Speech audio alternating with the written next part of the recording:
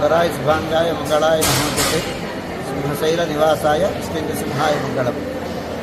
శ్రీ శ్రీ వరాహలక్ష్మి నృసింహస్వామి వారి సన్నిధానంలో ప్రతి మాసం జరిగేటువంటి స్వాతి హోమం కార్యక్రమం. నృసింహస్వామి చాలా గొప్ప దైవం,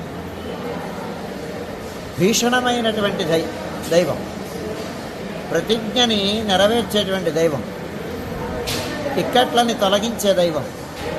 పంచాగ్ని మధ్యంలో ఉన్నా కానీ అలాంటి వాళ్ళను కూడా కాపాడగలిగినటువంటి, వెంటనే స్పందించేటువంటి దైవం నృసింహస్వామి. అందుకే పంచాగ్ని మధ్యంలో ఉన్నటువంటి శంకర భగవత్పాదులు లక్ష్మీ నృసింహ మమ దేహి కరావలంబం అని ఆయన యొక్క చేయూతనిచ్చి శంకర భగవత్పాదుల్ని కాపాడినటువంటి వాడు నృసింహస్వామి. వాడు వీడు అని లేదు. మరి అభం శుభం తెలియనటువంటి పిల్లవాడిని కూడా బాలరూపంలో ఉన్నటువంటి ప్రహ్లాదుని రక్షించినటువంటి వాడు.